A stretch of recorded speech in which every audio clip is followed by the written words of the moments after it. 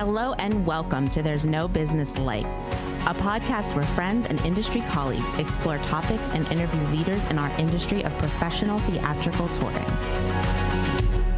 Hey friends, welcome to another episode of There's No Business Like. I'm Bryan Zelmer and I'm joined with Danielle. Oh, hey, it's Danielle Van Hook from McLean, Virginia. And Josh. Tally ho from Marion, Illinois at the Marion Cultural and Civic Center.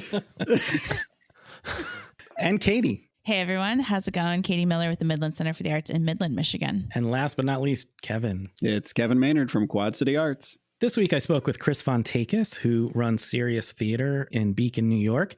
But before we get to that interview, I just have a question for all of you. Since this episode involves talking about comedy and sketch comedy in particular, do any of you guys have a favorite sketch comedy player or somebody that you've looked up to or watched in that arena? Yeah, I'll go first. Amy Poehler and Tina Fey, hands down.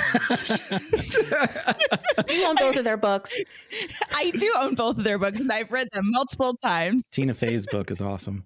But I admire them both so much. Their journeys are incredible. They have had incredible careers. They are incredible feminists and have done so much for women in the comedy sphere and the entertainment sphere. I could never get enough of them. And when they hosted the Golden Globes, like pure perfection. So Tina, Amy, I love you. I love them both. They're both amazing. And Tina, I loved her book, but her character in 30 Rock, I just related to that so much.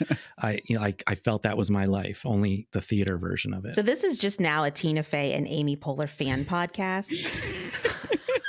Yes, it is. When I first got this job, on paper, it's under the Parks and Rec department. And I was like, yes, finally, I have risen. I have finally assumed my rightful place. My dad really loved comedy. And so from a very young age, I was probably watching things like Saturday Night Live that I probably shouldn't have been at 6 or 7 years old. I go all the way back to Eddie Murphy. And then there was another sketch comedy show called SCTV that was based in Canada. Mm-hmm. Yeah. And John Candy was one of the features on that one. And just those guys are at the heart and the base of everything I love in comedy. Yeah, when I was younger, I was a huge Chris Farley fan. And to this day, I will still quote Tommy Boy and Black Sheep, but also the motivational speaker. It still has an impact on me. Like Josh, I grew up with a lot of comedy. I was immersed with it. I was obsessed with Saturday Night Live.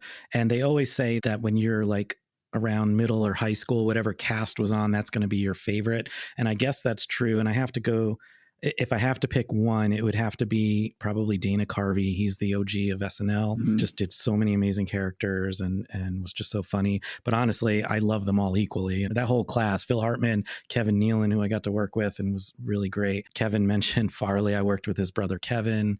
I love comedy. I love being around comedians. And I didn't know Chris before I met with him and talked to him about Sirius Comedy Theater. And I really enjoyed getting to learn about that and about him. And I hope you do too. Here's the interview.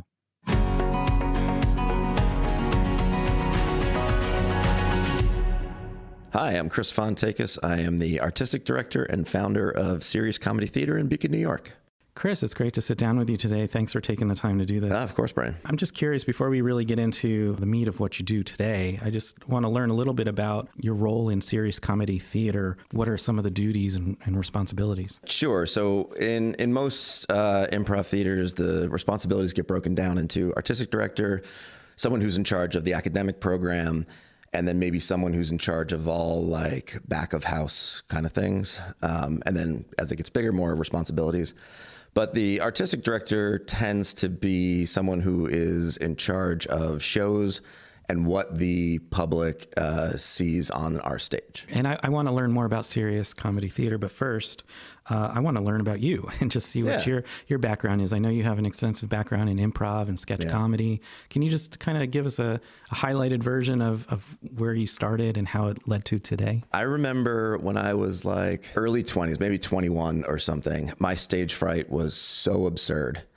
My public speaking, I still don't love public speaking. I like podcasts, I like performing, I like being on camera and all that stuff, but a serious public speaking thing is a prison for me. And I remember one day just being like, you know what, if I ever got into entertainment, I think I'd have to be a model or something, because I just refuse to talk in front of people. And then almost like a curse, within 6 months or so, I was on a path to becoming a performer. I was in business management. That was my college major because I didn't know you could really do other things. It's just like where I was raised and the way I was raised in Queens and Long Island. I was doing a presentation for this thing called the Honda Asimo robot, which was like their first attempt at like an AI robot that like serves you and plays soccer. And I felt like I crushed it. Like the presentation went so well. Everyone was laughing the whole time. And I got like a B-. And I went to the professor and I was like, hey, why the B-? Like I obviously killed. And he was like, oh, it was super funny, but we learned nothing about the product or the company or... Yeah, it was funny though. I was like, I got to change my major. Okay. And I almost instantly just went to a counselor or whatever. And I switched over and actually created a new major at Pace because they had this minor called Film and Screen Studies. And at that time, I was still pretty scared about being a performer. I was like, I want to be in entertainment of some kind, but like, I'm a little too nervous to be a performer, but I think something within it would be cool. And they were like, well, we have this minor of film and screen studies, so you could do something else and then have that be your minor. And I was like, yeah, that sounds cool. I'd rather just do that as a major. And they're like, well, it doesn't exist. And I was like, couldn't we just cobble together a degree? And they were like, oh, well, I guess. And then it basically just kind of forced them to make it. And I never actually finished my degree at that time. I ended up going to LA, being there for almost 10 years. When I came back to finish my degree, and I found out that it was the biggest major at the school at that time when I got back 10 years later. And I was like, and I would tell people like, oh yeah, I was like the first one in that. And they were like very thankful. It was very weird. What pulled you to LA? While we were trying to cobble together this film and screen studies degree, one of the classes I had to take was like one-act playwriting. And I wrote, I don't know, the most cliche thing you could possibly write, where like it's very Fight Club-esque. The whole thing takes place in his mind. He thinks he's visiting his brother in like an insane asylum, and it's really him who's in there. Like, I mean, if you look up like cliche scripts to write, that is it. But anyway, the other students had wrote stuff and they had to cast out their parts, and they really enjoyed my performances. And afterwards they'd always be like, oh, it just seems so natural and like effortless, and you're a really good performer. And I was like, well, that's all my ego needs to take this and make it a professional thing forever. I signed up for New York Film Academy. It was like a 4 or 8 week intensive, I don't remember. And they put you through a series of classes. So, you know, auditioning for camera, acting for camera, acting for stage, Shakespeare, and then improv. And like, I don't know, 10 minutes into the first improv class, I was like, oh, this is what I'm gonna do for the rest of my life, easily. And I think inside 3 months, I picked up and moved to LA to like go do that for real, like be an actor plus mainly focus on improv, which is where that growing scene was in LA at that time. And I got there and I got into Groundlings, and then very quickly found UCB and Upright Citizens Brigade. Can we just pause a second? Yeah. Because both of those are huge institutions. I mean, if anyone's ever heard of Saturday Night Live or anything like that, they know those two already. But for those that maybe never heard of it. So the Groundlings was the feeder for SNL in the 90s. Will Ferrell, Anna Gasteyer, Molly Shannon, all those people. I believe most of them came from Groundlings. And then there was this switch once Amy Poehler got on SNL. And UCB really started just jumping off, and then they became the major feeder for both performers, writers, everything. Like the majority of that show is comprised of them and just a few random stand-ups and like Harvard grads. Like, yeah, that's it. So were you aware of this? You said you just came into improv and you looked into it and you ended up going to California. Did you realize the weight of these institutions you were this is 2007, 2008. So they were coming up, like they already kind of had a name for themselves, but they weren't as fundamentally instrumental in the community yet. Like they were just earning that name at that moment. So no, I was not. But within a year or two, I was like, okay, this is about to be like the major part of the entertainment industry really quickly. And then it did. And every agent in town was telling all their actors, you have to at least take like a 101 with UCB. Like we need it on your resume. Nobody's going to like look at you if you don't have it. And yeah, that really very quickly became the case. So yeah, so I was doing that and was acting and auditioning and getting commercials and working with College Humor and Funny or Die. At some point, I just kind of felt burnt out. Like when you are in the acting industry, performing business 24/7, you stop developing new experiences as a human. And I was just too engrossed in the comedy scene, like basically just day in, day out, and not like going out and like, you know, living a real life to like then bring back to my performing. So I needed some time away, and I ended up going back to New York, finishing that degree. I was just going to take another year and then move back to LA, like feeling refreshed. And I ended up moving to Beacon, New York. And within a month, I met my wife, and I was like, oh, yeah, I guess I'm not going back to LA. I want to back up to a couple things, because you'd mentioned improv, but I read somewhere that you also do stand-up comedy.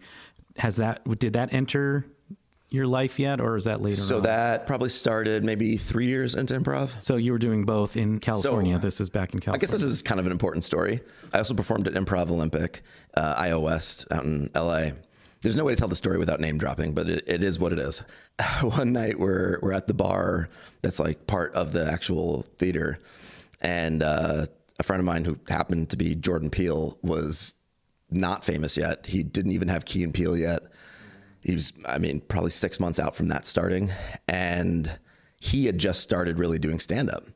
And now he'd already been on Mad TV and everything, and so he had some clout and all that, but he kind of felt like he was floundering too. Like he was like, I don't know what I'm doing. And, you know, everyone assumed since they saw me on Mad TV that like, oh, I'm just going to be this great stand-up. And that's just not the case. I'm bombing half the time, like not half the, you know what I mean? Like he would just, it wasn't what people expected it to be. Like he had to struggle and figure it out himself. And then I was like, oh yeah, I'm kind of like feeling the same thing. It's like, you know, I get up on the improv stage 4 nights a week sometimes, and I'm so comfortable. I'm more comfortable on stage than I am just existing in life. And I was like, but yeah, stand-up's still kind of scary. And he just basically was like, gave me like a shit or get off the pot speech. And I was like, oh, fuck, all right, man, I guess I'll go do it. And then I did, and it worked out really well, and started like rising through the stand-up ranks pretty fast, and started opening for some big name comics. And yeah, it was really cool. And I did that for about 4 years before I came back to New York and just took a break from all of it for a little bit. So looking back a little bit, was it a slow, gradual build up to the burnout, or was there some kind of... It's slow, but there are pivotal moments. Yeah, LA and the entertainment industry in general can be kind of vicious. That's not to say it's not worth it. It is vicious, but its viciousness is what I think carves out some really great people. Of course, there's nepotistic things that happen all the time that somebody who doesn't deserve a position gets it, but then sometimes they actually just get better over the years, and then it all works out. But man, it's hard. I remember having a few like deals on the line where the amount of money that was being offered to me for like selling a show or whatever to, you know, like a YouTube company that like was going to make a show for us was just nonsensically high. And then like a day before papers getting signed, they fired half of their brass, including the person like working my deal. And then the person who took it over offered us like 1/10 of the price. And we were like, we can't even make the show for that. What do you mean? Yeah.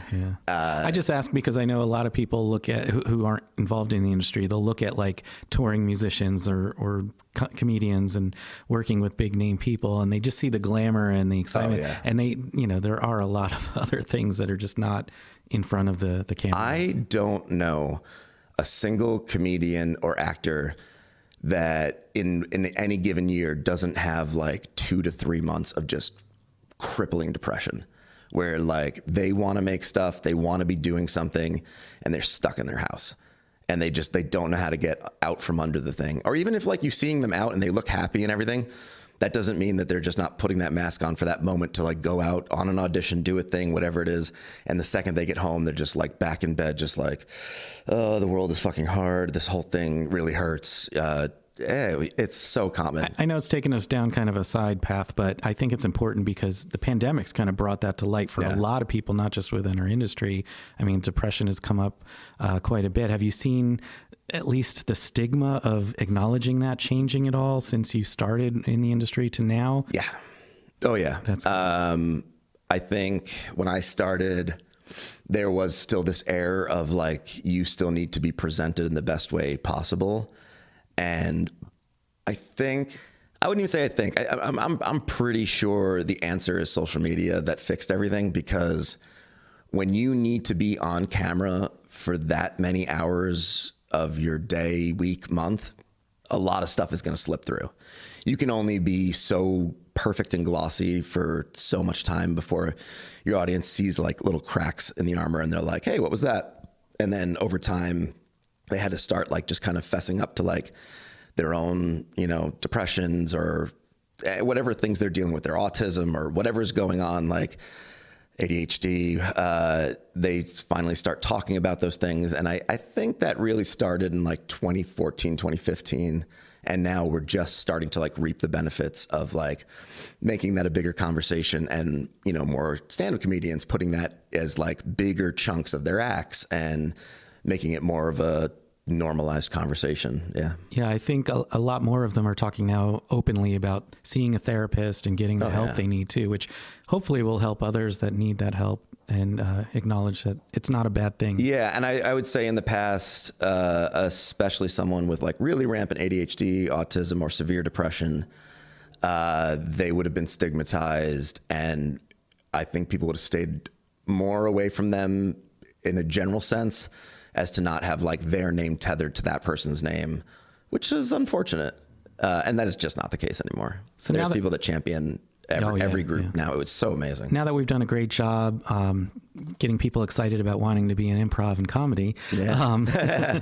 But I do try to temper it with like, if you go do accounting, marketing, become a world-renowned baker, I don't know, like it's not like those jobs are devoid of the exact same pitfalls. Of course they are. Yep. Well, I'm just curious if someone seriously does want to get into that kind of career or maybe look into doing improv themselves, what kinds of things can they prepare themselves in? Is there an audition process? Is it just you sign up and take classes and work hard and get noticed? I mean, what's the process? 99% of theaters, you just sign up.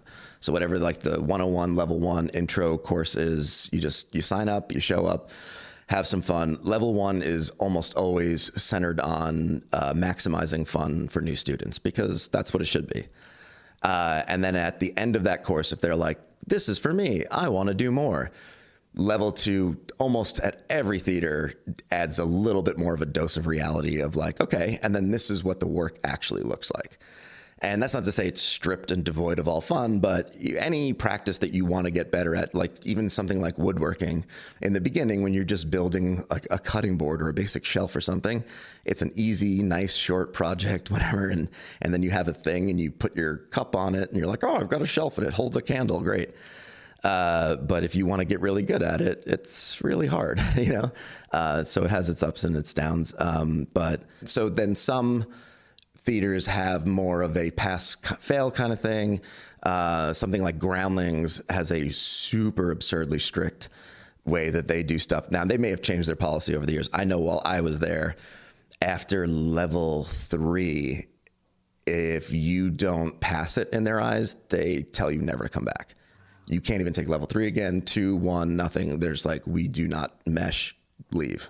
That's pretty intense. So they're like, do not take level 3 until you know you're ready. That was a pretty intense system. Where others, it's more of like, yeah, just keep taking whatever class you're not passing until you get better at it and then can, go forward. It is a tricky thing though, especially if you're in the area where you want to be a successful professional version of yourself. I like where we're at for newer comics and stuff because we're not in New York City. We're not in LA. This is a great place to cut your teeth. Try anything, throw shit at the wall, see what sticks, like really be free to fail because, once you then bring whatever you have to offer to the bigger areas and stuff where the things are getting made, you get judged instantly. And then it's kind of hard to get rid of that. So I want to catch up back to your story. You said you came to Beacon, New York and found your wife or whatnot. But what brought you to Beacon? For those who don't know, we're about an hour and a half north of New York City, about an hour by train. Yeah. So right on the beautiful Hudson River. It's a beautiful area. It's a weird story. I was living in Brooklyn in Bushwick, and I had one semester left of college when I had gone back in my early 30s. I'm 40 now. And I had one semester left, and my sister had just moved her and her family from Long Island up to Pawling, New York, for her husband's job. And then he, on his 36th birthday, gets this great idea to join the Army National Guard. Apparently, it's just been in his heart to have something to do. And so he goes and does that. And while he's away, she's like, hey, can you come live here and help me with the kids? Like, while my maniac husband just goes and does this thing. He's a great guy. And I was like, yeah, sure.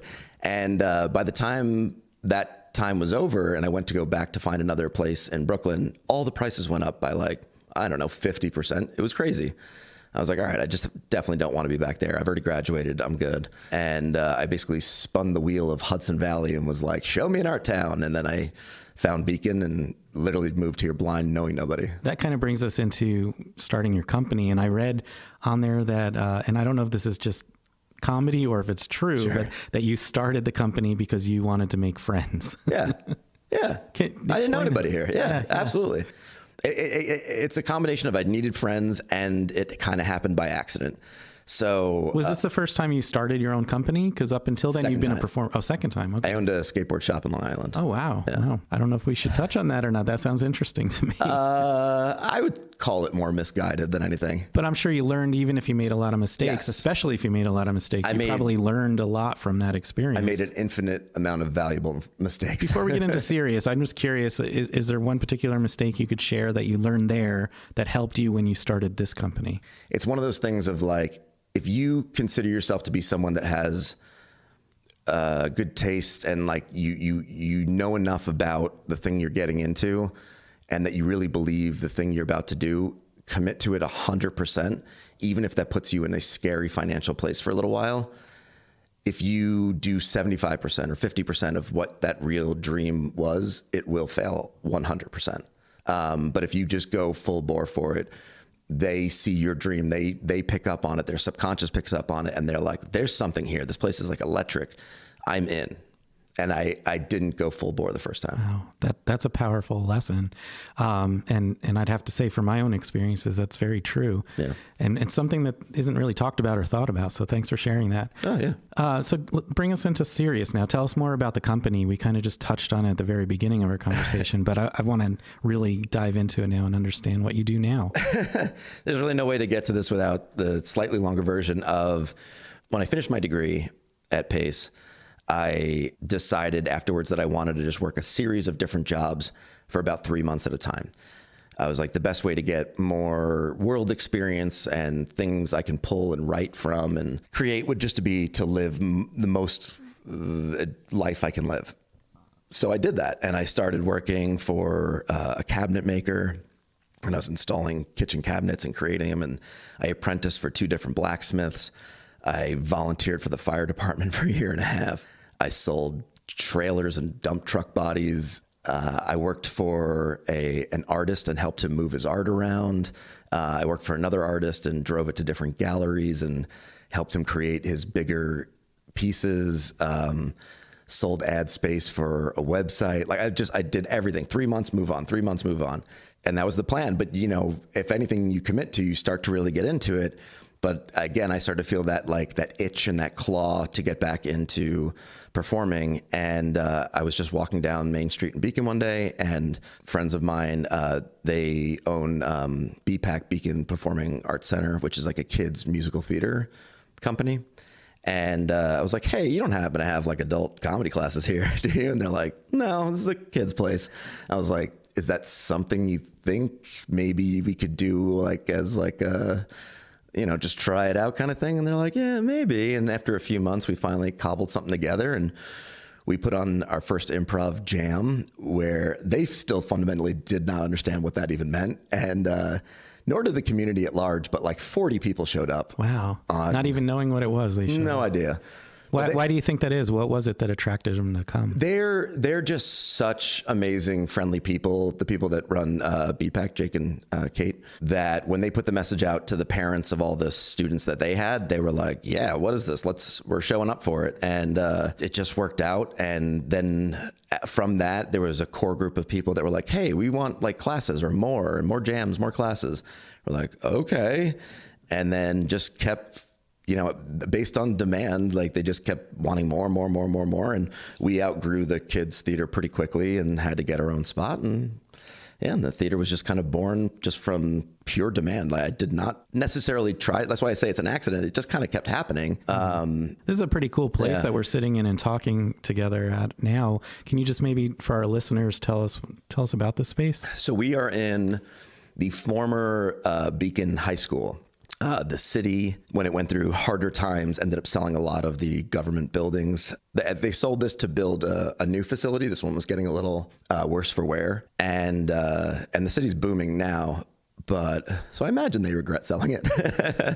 But they did sell it to an art collector, and so he set up a gallery in here in one of the rooms, and then ended up just renting the rest of the rooms out to local artists, businesses, whatever people wanted to use it for. And the building is really like the Wild West. Like it is just, well, it's such an art scene. Crazy. Like I could feel the arts, just kind of pouring out of this place, and it's amazing. There's virtually no oversight from any higher up. It just feels like you can do and create whatever you want. It's a really, really cool place to be in a time where it feels like that thing doesn't exist anymore. So it's pretty cool to have that. And we were in a smaller classroom, and we just upgraded a few months ago to a bigger one. And your friends in the children's theater, are they involved in this business, or did you? Yeah. So they helped start it, and then they got way too busy with the kids stuff. But now Jake is back with us as a performer. He's super funny, and he's on one of our improv teams. I want to get into a little bit of the business of how you created this and what you do then behind the scenes. Like how did you come up with what you're going to offer and your schedule and your pricing? Who determined? Yeah. My wife handles a lot of the behind the scenes stuff. So pricing and scheduling, website maintenance, all that stuff. She's very good at that. But I'm guessing you had to come up with the curriculum to tell her this is what I want to do. And I basically cobbled together the original curriculum from just an amalgamation of all the places I studied at, between UCB, Improv Olympic, Groundlings. I just, I am the creation of a little bit of each of those. And I kind of thought that's what it was going to be forever. And I was very wrong, because after every single class, I rewrite my entire syllabus for that class. And it is dramatically changed into something else. That's great that you can be open to that and notice that it needs to adjust and change, though. I think constantly. I'm utterly obsessed. I literally cannot stop changing the syllabus and updating it. New ways to communicate to students the things that frustrated me so much when I was a student, because certainly when I was going through, there were so many gray areas where I was like, but why? Why can't you explain how this part works? Like, what is the connecting piece from this to this? And why do I feel terrified all the time about that when that comes up? And I've just spent the lion's share of my time figuring out how to communicate to students, like, the anxiety that's being created for you right now is because of this. And then this is how you connect those two dots. And then just watching them just relax and then be able to perform so much more confidently. So what's your long-term dream or goal? And I don't mean like long-term, but maybe 5 years from now. What do you hope you're doing or doing better? This kind of ties into something I was saying earlier of like, at the moment, this is a great place to cut your teeth because you're not bringing it to one of the big entertainment cities yet. For those who still want to come up through the improv ranks or the stand-up ranks, you have to be in a major city. Otherwise, you just won't make it. And I would like to crush that a little bit and make it so that being somewhere like here, Beacon, or just any smaller city, still could be a viable route. Via cobbling together, there be a few performance venues here that, people of note are coming to see, so that, you can be written up about and get more exposure, but also through your own social media creation that you can get more exposure as well. So with performances, do you do them here in the space, or do you also go outside and rent venues? Or so the space we have now is nice, and it seats about 100 people, which is pretty good for most of what we need to do. And now the only time we do outside performances is purely for the joy of mixing it up, meeting some new people, new friends. It's just kind of because we want to, as opposed to it being like a need-based thing. Chris, I have a time machine. Oh, great. And we're going to take a little ride and go back to just when you came out of, the younger you came out of that improv class, the first one you took. And I'm going to give you a minute or two to either give yourself some advice or to, maybe even just encourage yourself, whatever you want to say. What does that Chris need to hear from you today? I don't know that I have any advice for my past self. I think that struggle was important. I think overanalyzing was important. I think it made me the teacher that I am today for sure. I don't know that I'd really want to change anything. I think a lot of people want to go back and fix their past, but you are what you are because of your past. And I'm a big fan of needing terrible things to happen to yourself to make the good things that much better. I did not come up with that. That is, an age-old thing, but I heard it first on Beavis and Butthead, where Beavis is like asking Butthead, he's like, Butthead, why does some stuff cool and some stuff have to suck? And he's like, because how would you know what's cool if some stuff didn't suck that you could compare it to, or something along those lines? And he's like, oh yeah. That's so funny that something so deep and true. Yeah. It comes from Beavis and Butthead. I mean, the guys that write that show are brilliant. Oh, they are. So we're almost done, but I just was curious if you had any pieces of wisdom or advice for somebody who's just maybe entering the industry or thinking about entering the industry. What's something that they should put in their toolbox now? You're doing better than you think you are. The criticisms that you think other people are making of you aren't as harsh as you're perceiving them. You are also judging yourself a lot harder than you need to be judging yourself. Try to be a little kinder to yourself along the way. You are in the beginning of a long learning process. And just because your friends or those around you or someone you compare yourself to is succeeding more than you or whatever the case is, does not have any reflection on who you are as a person or a performer. You're going to get to your stuff in your own time. And while it may suck to have to wait, it's your own journey. Write it all down, remember all of it in some way, video it, whatever you got to do. It's hard to watch everyone go through that and think that every moment is just so important. And they're in their second year of like acting or whatever. It's like, just relax. It's all going to work out. I love that a lot. I always ask this as the last question.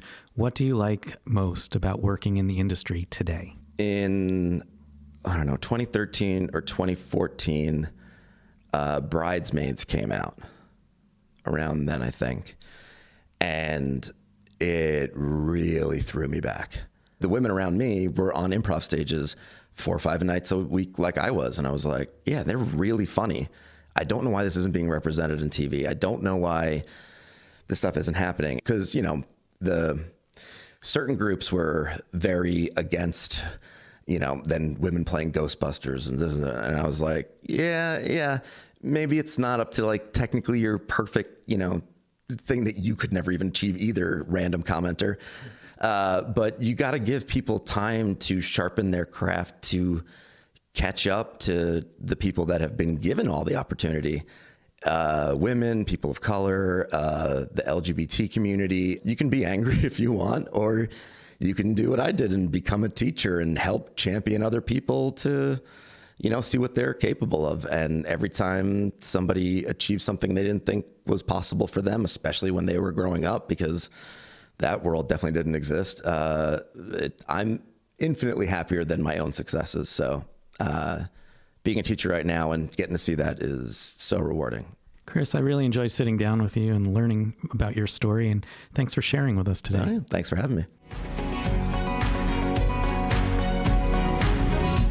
Bryan, thanks so much for that interview. I mean, that I love improv and I love supporting improv, and, improv education has a close spot to my heart. But listening to him talk about places outside of New York and LA to be more of a place where comics and honestly, even other kinds of artists could come up. I imagine that he feels that way because people probably look down on people who are starting out in smaller places because there's not as much clout.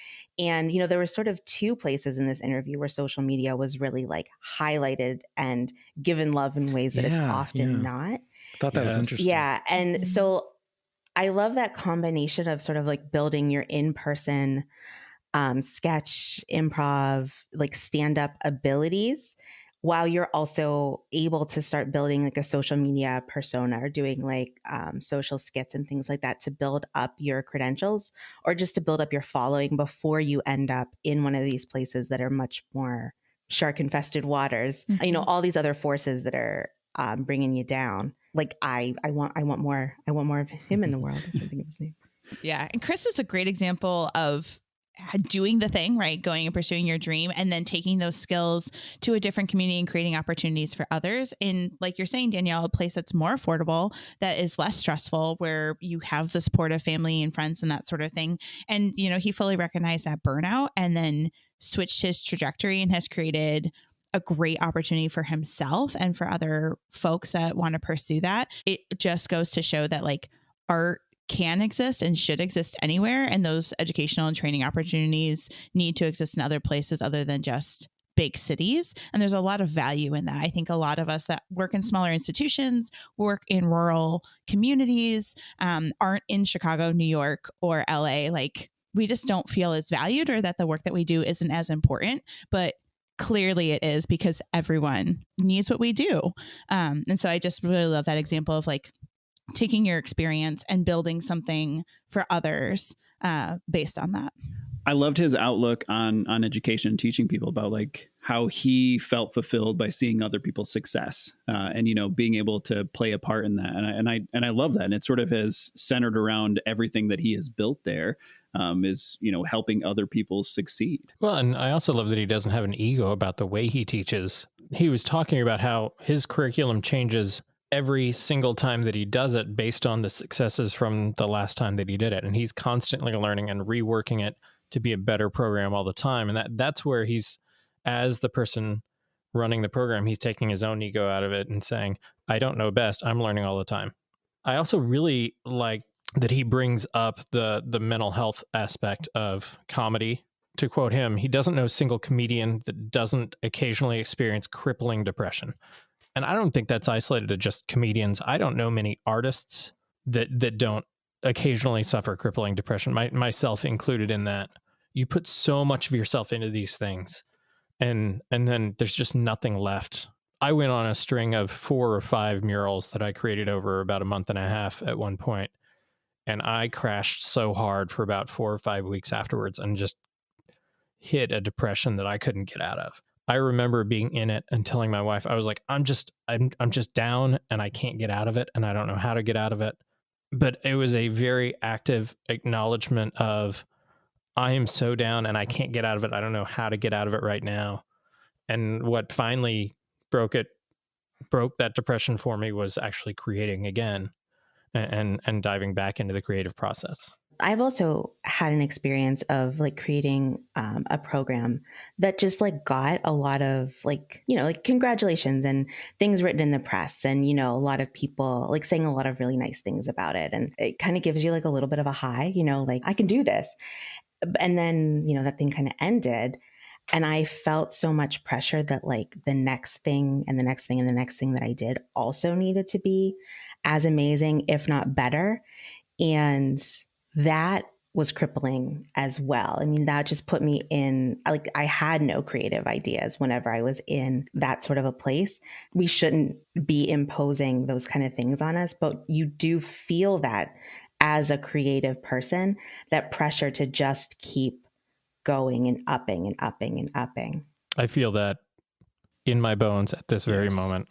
So many of my friends that are painters are pushing me to get into the canvas work, and I had such success on the murals that I'm scared to death on these canvases. Like I probably have 20 canvases in my studio at the house that I built a studio. I bought the paint. I built everything out, and I've yet to put paint to canvas, just out of the anxiety and crippling fear of how can I live up to what I've already done? I will say, though, for a lot of creatives, I think that we do need to remember to look at the people around us whenever we're in those kind of places and know that like they have our back. And the only reason that I'm thinking of that is just like, Josh, like, you know, you've got 4 people that are like going to hang whatever you make on their wall. Or at least 3. And that's pretty good too.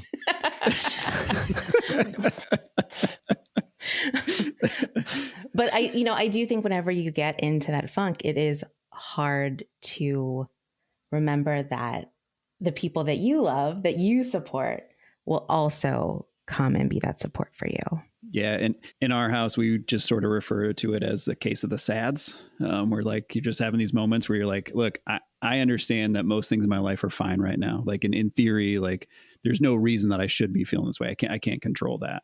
And then, having that encouragement of, going to talk to somebody or going to a therapist or doing something like that. And I think, tying back to Chris's interview, his observation of talking about social media and, being sort of that driver of being more okay to talk about mental health, which is something I never considered until he started talking about it.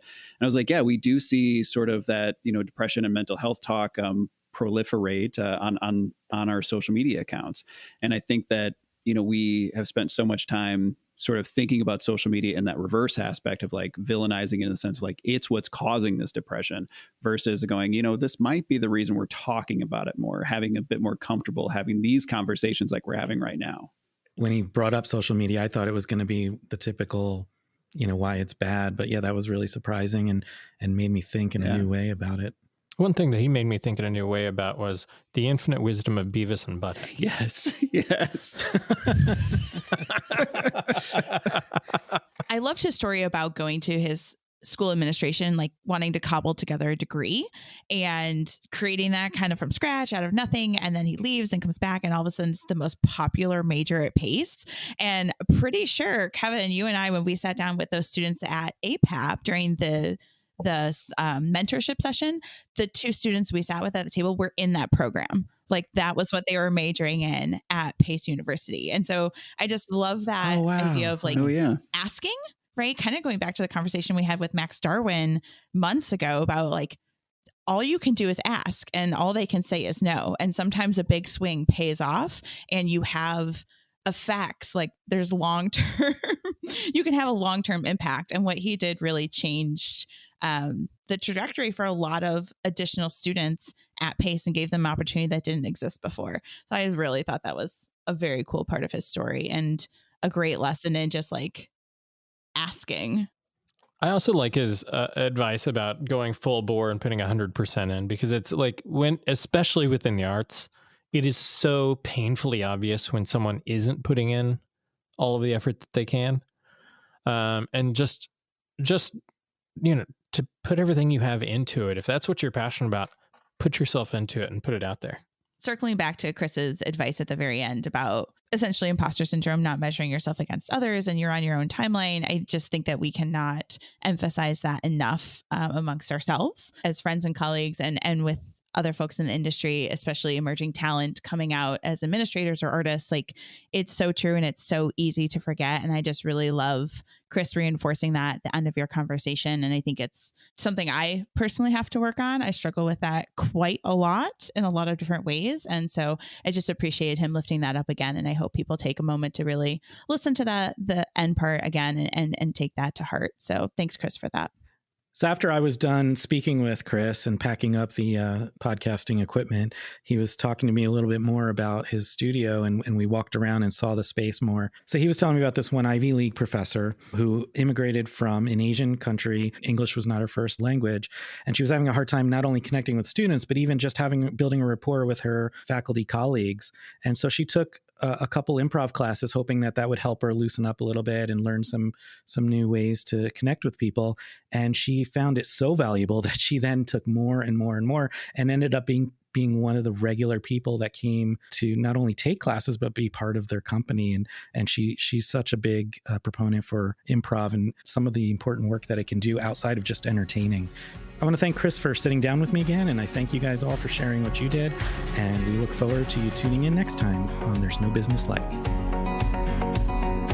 All right, everyone. Thanks for listening to There's No Business Like.